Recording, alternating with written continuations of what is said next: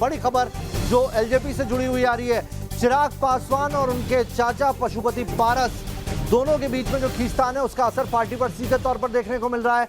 5 सांसद अलग हो गए एलजेपी से और अभी की जो ताजा अपडेट है, चिराग पासवान पहुंचे हुए हैं पशुपति पारस के घर पर और तकरीबन 15 मिनट तक उन्होंने गाड़ी में इंतजार किया क्योंकि दरवाजा ही कोई नहीं खोल रहा था।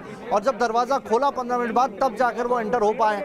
मेन गेट खोला है लेकिन अभी क्या स्टेटस है, अभी भी वो अंदर नहीं जा पाए हैं, अभी भी घर का दरवाजा बंद है। चिराग पासवान बात करने के लिए पहुंचे पशुपति पारस के पास में। पशुपति पारस ने अब से कुछ देर पहले प्रेस कॉन्फ्रेंस की थी और साफ कह दिया था कि वो पार्टी बचाने के लिए आए हैं। जिस वक्त रामविलास पासवान पार्टी में होते थे, जिस तरीके से पार्टी चलती थी वैसी ही पार्टी चलेगी। हम पार्टी छोड़कर कहीं नहीं जा रहे, हम पार्टी में रहेंगे। एक शब्द और उन्होंने कहा कि अभी तक चिराग पासवान पार्टी बने। चिराग पासवान कुछ कह रहे हैं, ये सुनते हैं। घटनाक्रम पर क्या कहना है आपका? चिराग जी तो देखिए, चिराग पासवान से बात करने की कोशिश लगातार की जा रही है लेकिन चिराग पासवान जी, चिराग के लिए तो है ये, लेकिन पूरी घटनाक्रम है पार्टी का, उस पर कुछ तो बोलिए। भविष्य में तमाम विपक्षी दल आरजेडी ये कह रही है कि पूरी जी। तो चिराग पासवान तकरीबन 15 मिनट तक इंतजार करते रहे। अभी भी गाड़ी के अंदर ही हैं वो, क्योंकि मेन गेट से तो अंदर आ गए लेकिन मुख्य दरवाजा नहीं खुला है। घर पर बैठे हुए हैं, कोई उनके लिए दरवाजा नहीं खोल रहा है। पशुपति पारस ने उनको तकरीबन 15 मिनट तक वेट कराया। चलिए सीधा पशुपति पारस के घर पर हमारे संवाददाता मौजूद है, विकास चंद्रा, उनका रुख करते हैं। विकास, अभी क्या स्टेटस है? क्योंकि हम तस्वीरों में देख पा रहे हैं चिराग पासवान अभी भी गाड़ी में, उन्हें अंदर जाने की इजाजत तो नहीं मिली। ये जरूर है जी। देखिए, ये पशुपति कुमार पारस के घर का कैंपस है। कैंपस के अंदर काफ़ी देर इंतजार करने के बाद चिराग पासवान अपनी गाड़ी के साथ दाखिल हो गए। लेकिन देखिए, गाड़ी में अभी भी वो बैठे हैं, इंतजार कर रहे हैं कि घर का दरवाज़ा खुले, घर के अंदर से कोई आए, उन्हें रिसीव करे, क्योंकि ये उनके चाचा भी हैं। इन लोगों में बड़ा इमोशनल अटैचमेंट भी था और पार्टी के अध्यक्ष भी थे, पार्टी इनके नेतृत्व में चल रही थी। लेकिन आज के हालात देखिए कि पहले तो इस गेट के जो कैंपस का गेट है उसे को ही नहीं खोला गया। 15 मिनट तक वो गाड़ी में बैठे, हॉर्न बजाते रहे, फिर जाकर के किसी तरीके से गेट खुला। तो अब कैंपस में उन्हें कोई रिसीव करने वाला नहीं है। आप देखिए, गाड़ी के अंदर वो बैठे हुए हैं, चुपचाप बैठे हुए हैं और लगातार हॉर्न भी बजा रहे हैं कि शायद कोई आए, नहीं तो पशुपति कुमार पारस के ऑफिस से ही कोई आए और उन्हें कुछ बताए, लेकिन उन्हें जानकारी भी देने के लिए नहीं आ रहा है। और इसी तरीके से ही अपनी गाड़ी में बैठे हुए हैं। दरवाजा नहीं खोल रहे हैं और चिराग गाड़ी का दरवाजा नहीं खोल रहे हैं क्योंकि मीडिया वहां मौजूद है। जी, बिल्कुल सही कहा आपने कि चिराग बिल्कुल अपना गाड़ी का दरवाज़ा बंद करके बैठे हैं, किसी से भी बात नहीं करना चाहते हैं वो। हम लोगों ने इशारे से भी कहने किया कि आप शीशा नीचे करें, कहा बिल्कुल नहीं, और वो इसी तरीके से गाड़ी में बैठकर इंतजार कर रहे हैं। देखिए, कभी चिराग पासवान के लिए बिल्कुल सारे जो इनके चाचा थे, चाहे वो रामचंद्र पासवान हो या पशुपति कुमार पारस हो या उनकी पूरी फैमिली हो या पूरा पार्टी हो, पलक पावड़े बिछाए रखते थे। लेकिन बगावत होते ही जो लगता है कि शायद दल ही तोड़ने की कोशिश नहीं की गई है, दल को ही बांटने की कोशिश नहीं की गई है, दिल को भी शायद बांट दिया गया है, क्योंकि वो पार्टी के नेता हैं, लेकिन उनके चाचा भी हैं। मुमकिन हो, अगर पॉसिबल हो, क्योंकि वहां की सिचुएशन आप ही जानते हैं, तो बात करने की कोशिश कीजिए। चिराग पासवान क्या कह रहे हैं और उनके साथ गाड़ी में और कौन मौजूद है ये भी बताइए। और एक और सवाल, क्या पशुपति पारस घर के अंदर है या वो घर में मौजूद नहीं है? अरे यार, तुमने क्यों? जी, मैं बता दूं कि पशुपति कुमार पारस थोड़ी देर पहले अपने उन 5 सांसदों, जो बागी सांसद हैं, उनके साथ बैठक करने के लिए अपने घर से निकल गए हैं और वो घर पर नहीं है। हमारे लोगों के सामने ही वो यहाँ से निकले थे। जब वो हम लोगों से उन्होंने बात की, उसके थोड़ी देर बाद निकल गए और उनके निकलने के लगभग 10-15 मिनट बाद चिराग पासवान आए तो पहले गेट ही नहीं खोला जाता। राजू तिवारी, जो इनके पार्टी के नेता हैं, वो राजू तिवारी भी इनके साथ बैठे हुए हैं और लाख हम लोग कोशिश कर रहे हैं कि वो शीशा नीचे कर लें, हम लोगों से कुछ बात करें। अब वो बिल्कुल आँख बंद करके गाड़ी की सीट पर सो रहे हैं, यानी किसी पर वो ध्यान ही नहीं दे रहे हैं कि बाहर मीडिया है नहीं है। एक तरीके से वो झेप रहे हैं। बहुत कोशिश किया गया कि एक बार वो बात करें, लेकिन और बताया जा रहा है कि उनकी तबीयत भी चिराग पासवान की बहुत ठीक नहीं है। काफ़ी दिन तो वो बीमार भी थे कोरोना की वजह से। उसके बाद उनके सामने ये समस्या, बिल्कुल आंख बंद करके अपनी सीट पर एक लेटे हुए हैं। बीच बीच में वो गाड़ी का हॉर्न बजा रहे हैं कि शायद कोई घर के अंदर से आए और दरवाजा खोले। लेकिन विकास, अगर पशुपति पारस घर में मौजूद नहीं है तो क्या चिराग पासवान को पता नहीं था वो यहाँ नहीं है, निकल गए, या वो घर में किसी और से मिलने आए? देखिए, ये पशुपति हो सकता है, इस बात हो सकता है कि इस बात की संभावना हो कि पशुपति पारस के निकलने की जानकारी उनको न हो, क्योंकि वो तो मीडिया से बात किए और निकल गए और ये तब ये पहुँचे। लेकिन आश्चर्य की बात है कि ये उनका घर है और वो तब इतना इंतजार करना पड़ा। देखा कि अब घर के अंदर से इशारा आया है, चिराग पासवान अपनी गाड़ी से बाहर निकलते हुए घर के अंदर जाने के लिए की घेरा जा रहा है और अब जाकर के काफ़ी देर बाद, यानी कह सकते हैं कि लगभग 25 मिनट से ज़्यादा का वक्त लग गया पशुपति कुमार पारस के घर का दरवाज़ा खुलने में। यानी चिराग पासवान 25 मिनट बाद अपने चाचा के घर में जा पा रहे हैं। अभी एक व्यक्ति आया और देखिए कि एक शीशे का दरवाज़ा है, उसको खोला और खोलने के बाद वो पशुपति पारस राजू तिवारी के साथ अंदर जा रहे हैं। बात करने की कोशिश की जा रही है, लेकिन चिराग पासवान कुछ भी बोलने के मूड में नहीं है, वो बिल्कुल बात नहीं कर रहे हैं, अंदर जाने की कोशिश कर रहे हैं। मीडिया कर्मी इन्हें घेर रखे हैं। सवाल कीजिए चिराग पासवान से अगर बात कर पाए।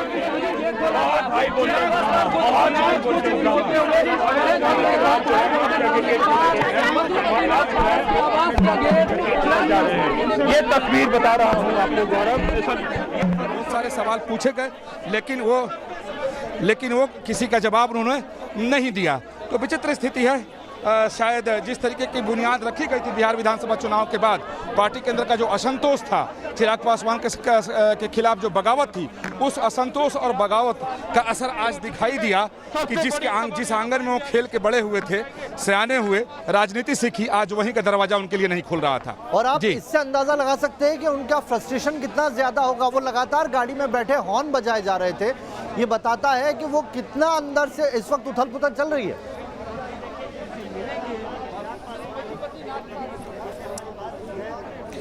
जी देखिए, लगातार वो हॉर्न बजाए जा रहे थे। जब वो इस सामने जो गेट है, ये गेट बंद था। हम अपने सहयोगी मुकेश से कहेंगे कि वो उस गेट को दिखाएं। ये गेट बंद था, इस गेट के बाहर थे, लगभग 10-15 मिनट तक खड़े रहे और उसके बाद बहुत कोशिश करने के बाद जाकर के एक आदमी आया, फिर ये छोटा सा गेट खोला, देखा, उसके बाद वो गेट खुला, फिर कैंपस में आए। तो हम लोगों को लगा कि अब कैंपस में गए तो वो अंदर घर के जाएंगे और ऑफिस में जाएंगे जहाँ ये लोग बैठते हैं, लेकिन ऐसा नहीं हुआ। अपनी गाड़ी में ही उनको फिर अंदर भी इंतजार करना पड़ा। और अब जाकर के, जैसा कि दर्शकों ने देखा होगा कि थोड़ी देर पहले ये सामने शीशे का दरवाजा खुला है और चिराग पासवान और राजू तिवारी घर के अंदर गए हैं।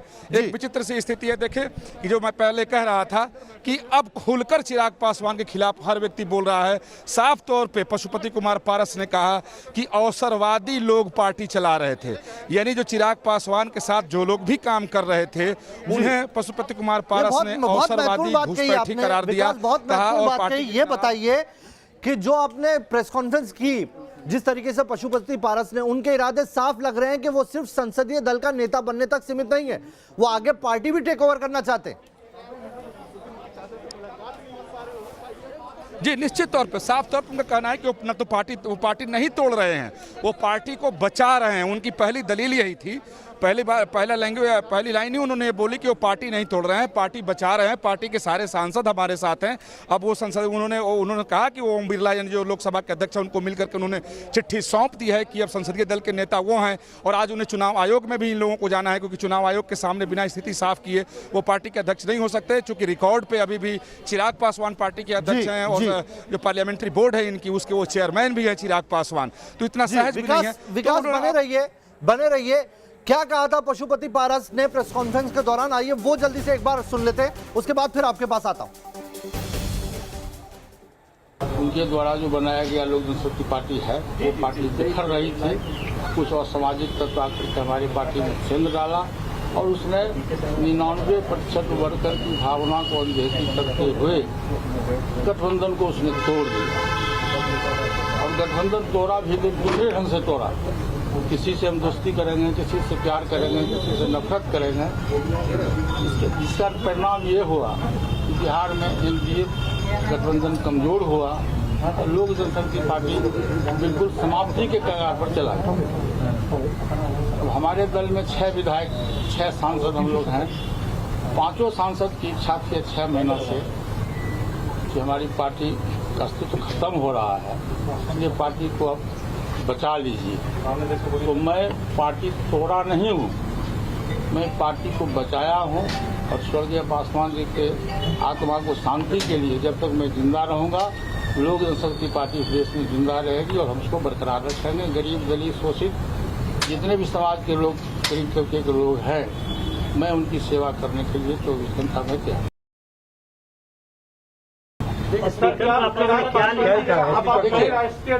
चिराग पासवान जी हमारे परिवार के, हमारे भतीजा भी हैं, हमारे पार्टी के राष्ट्रीय अध्यक्ष भी थे, अभी तक हैं। उनको कोई आपत्ति नहीं है, दल में रहे, उनको कोई आपत्ति नहीं है। उनको चिराग पासवान से कोई शिकवा शिकायत नहीं है। मैंने स्वयं आपको कहा कि मैं पार्टी तोड़ा नहीं हूँ। पार्टी ओरिजिनल पार्टी लोक जनशक्ति पार्टी है, ये लोक जनशक्ति पार्टी रहेगी। इसमें चिराग पासवान जी आगे रहे और मैं तो देखा आपने किस तरीके से समीकरण एकाएक बदलता है। ये 3 तस्वीरें आपको दिखाते हैं जो एलजेपी का पूरा ड्रामा चल रहा है, किस तरीके से सिचुएशन बदल रही है, पल पल चीजें चेंज होती जा रही है। 3 तस्वीरें हम आपको दिखा रहे हैं। चिराग पासवान मिलने के लिए पहुंचे, अब से कुछ देर पहले, तकरीबन 30 मिनट पहले चिराग पासवान पशुपति पारस के घर पर जाते हैं, लेकिन मेन डोर ही नहीं खोला जाता है। हॉर्न बजाते रहते हैं बार बार और तकरीबन 25 मिनट तक उन्हें इंतजार कराया जाता है। उसके बाद मेन डोर खुलता है, उसके बाद भी उन्हें घर में एंट्री नहीं मिलती है। वो गाड़ी में ही बैठे रहते हैं क्योंकि बाहर पूरा मीडिया का जमावड़ा था और काफी देर, तकरीबन 25 मिनट तक इंतजार करने के बाद वो घर में घुस पाते हैं। विकास चंद्रा हमारे साथ लगातार बने हुए हैं। विकास, अभी भी चिराग पासवान अंदर हैं, लेकिन पशुपति पारस एक बहुत बड़ी बात कह गए, चिराग पासवान से कोई दिक्कत नहीं है, वो अभी तक पार्टी में हैं। इसके क्या मायने?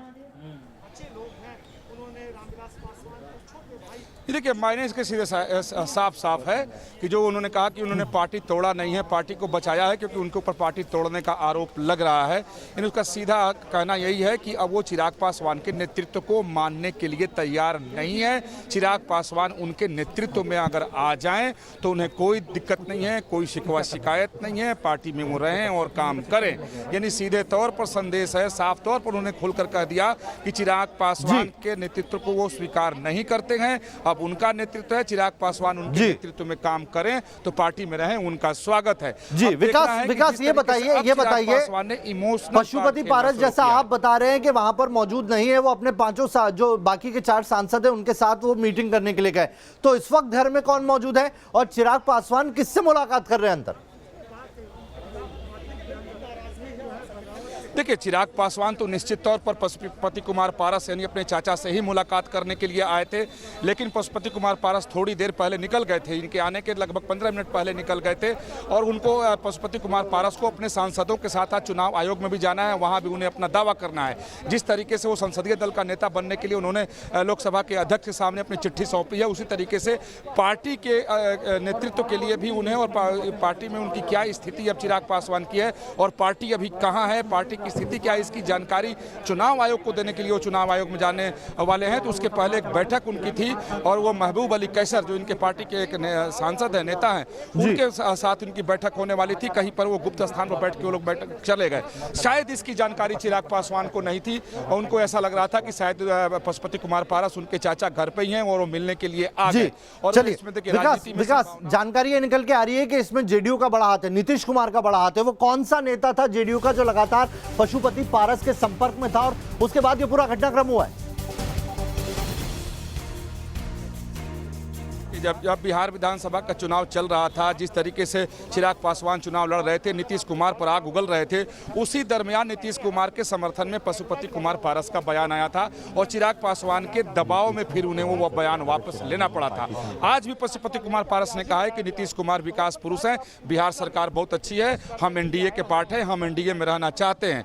जो जानकारी मिल रही है कि जेडीयू के 2 वरिष्ठ नेता पशुपति कुमार पारस के संपर्क में थे और मुझे लगता है कि उस नेता का नाम फिलहाल लेना ठीक नहीं है।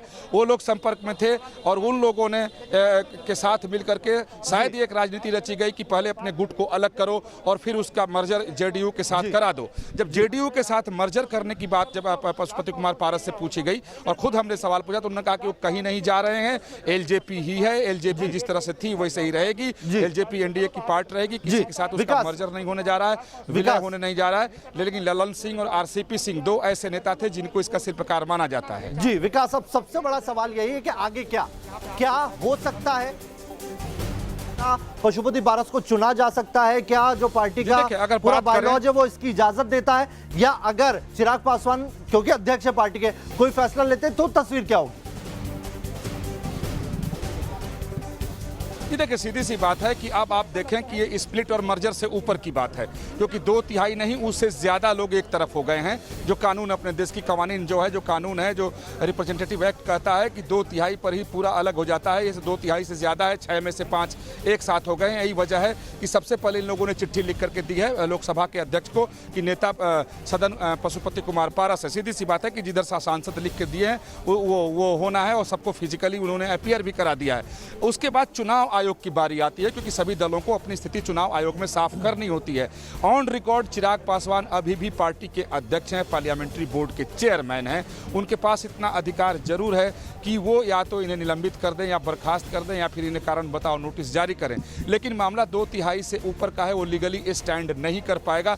यही वजह है कि ये लोग चुनाव आयोग में जाने वाले हैं और पूरी लिखित अपनी बात चुनाव आयोग में सबमिट करेंगे कि पार्टी का जो मेजोरिटी है, पार्टी के जो अधिकतर लोग हैं, 90% से ज़्यादा लोग हैं, वो किधर हैं, और वहाँ भी अपना दावा ठोकने जा रहे हैं। तो मुझे लगता है कि अब कानूनी दाव पेच में बहुत ज़्यादा चिराग पासवान उलझने वाले नहीं हैं, फंसने वाले नहीं हैं। उनको मालूम है कि हकीकत क्या है, क्योंकि सारे कार्यकर्ता भी अब टूट जाएंगे। बहुत सारे इनके प्रदेश में जो तमाम जिला के अध्यक्ष थे या जो संगठन के लोग थे, वो भी अब पशुपति कुमार पारस के साथ हैं। इसलिए मैं थोड़ी देर पहले कह रहा था कि शायद चिराग पासवान ने बहुत सोच समझकर इस इमोशनल कार्ड को खेलना शुरू किया है कि उनके घर आए हैं, गेट पे खड़े हुए हॉर्न बजाते रहे, कैंपस के अंदर आए तो भी गाड़ी में बैठे रहे, सोते रहे, हॉर्न बजाते रहे कि अपने चाचा के घर आए हैं। तो अब मुझे लगता है कि या तो चिराग पासवान इस नेतृत्व को स्वीकार करें, क्योंकि इनके 6 में से 5 एक तरफ हो गए हैं, उनके पास कोई नहीं है, बिल्कुल चिराग पासवान अकेले पड़ गए हैं, कोई विकल्प उनके पास पार्टी में अभी नहीं है। दूसरी बात है, या नेतृत्व स्वीकार करें उसमें रहें, या फिर अपने अध्यक्ष पद का वो पावर प्रयोग करते हुए कोई एक्शन लें। तो जिस तरह नहीं तो फिर इमोशनल कार्ड खेल करके उस चीज को संभालने की कोशिश लेकिन अगर अध्यक्ष पद पे रहते हुए वो एक्शन लेते हैं तो भले ही वो संसदीय दल का नेता का पद खो दे, लेकिन क्या पार्टी बच सकती है इससे? रजनीश हमारे साथ फोन लाइन पर जुड़े हैं। रजनीश, पटना में किस तरह की हलचल है ये बताइए, और क्या ये मुमकिन है कि पार्टी निलंबित कर दे, क्योंकि अध्यक्ष अभी चिराग पासवान है, तो चिराग पासवान 5 सांसदों को निकाल दे पार्टी से, पार्टी तो बच जाएगी? देखिए, संभावना इसकी जरूर है, लेकिन चिराग पासवान को पता है कि इस तरह से पार्टी बचा के वो बहुत कुछ कर नहीं पाएंगे, क्योंकि जो ताकत है वो पशुपति पारस के साथ चली जाएगी। और पशुपति पारस को इस वक्त जेडीयू और बीजेपी तरीके पार्टी का बैकअप है। जेडीयू इस चीज को बहुत एंजॉय कर रही है पटना में इस वक्त। वो कह रहे हैं कि चिराग पासवान ने जैसा बोया वैसा पाया, चुनाव के वक्त ही उनके खिलाफ लोग थे, पशुपति पारस ने सही निर्णय लिया है, उनको हमेशा से नीतीश कुमार के नेतृत्व में उनका विश्वास रहा है। तो चिराग पासवान की इस हार को जेडीयू बहुत एंजॉय कर रही है, क्योंकि पिछले विधानसभा चुनाव में जेडीयू की जो हार हुई थी उसमें चिराग पासवान ने एक बड़ी भूमिका निभाई थी। तो ऐसे में अब जेडीयू कहा यह भी जा रहा है कि जो पूरा ऑपरेशन हुआ है इसमें कहीं ना कहीं जेडीयू भी बिहाइंड द सीन थी, ये भी चर्चा हो रही है। तो फिलहाल पटना में जो एलजेपी के नेता है, दूसरे दल के नेता है, वो खामोशी से वॉच कर रहे हैं कि आगे होता क्या है। लेकिन चिराग पासवान अब पार्टी बचाने के लिए और खुद को बचाने के लिए और लोगों में एक परसेप्शन जाए कि लोग किस तरह से चिराग पासवान ने कोशिश की। आपको याद होगा कि ऐसा ही एक दृश्य बना था जब रामकृपाल यादव बीजेपी में आरजेडी छोड़ के आए थे और मीसा भारती उनको मनाने के लिए, चाचा को मनाने उनके घर चली गई थी। तो बिल्कुल वो रिपीटेशन ऑफ सीन है, ठीक वही काम चिराग पासवान भी कर रहे हैं, ताकि लोगों के बीच में परसेप्शन चला जाए कि हमने अपनी ओर से पूरी कोशिश की थी चाचा को मनाने की, चाचा नहीं माने। क्योंकि चिराग पासवान को जितना हम समझते हैं, चिराग पासवान अगर खुद से गाड़ी लेकर गए हैं तो ये पूरी तरह से उन्होंने एक प्लान एक्ट किया है। उन्हें पता था कि ये उनकी तरफ से आखिरी तीर होगी, एक आखिरी कोशिश होगी, ताकि लोगों में एक सही परसेप्शन और सही मैसेज जाए। जी, वहां पर जो एलजेपी का कार्यालय है, क्या वहां पर भी अब कार्यकर्ता उमड़ने लगे हैं? जल्दी से संक्षेप में फिर मैं आगे बढ़ूंगा। जी नहीं, वहां पर अभी यहाँ पर बिल्कुल शांति है। 2-4 कार्यकर्ता आए थे जिन्होंने हमसे बात की और उसके बाद वो यहाँ से चले गए, लेकिन वो निराश है। वो कह रहे हैं कि चाचा भतीजे की इस लड़ाई में पार्टी का नुकसान हो गया।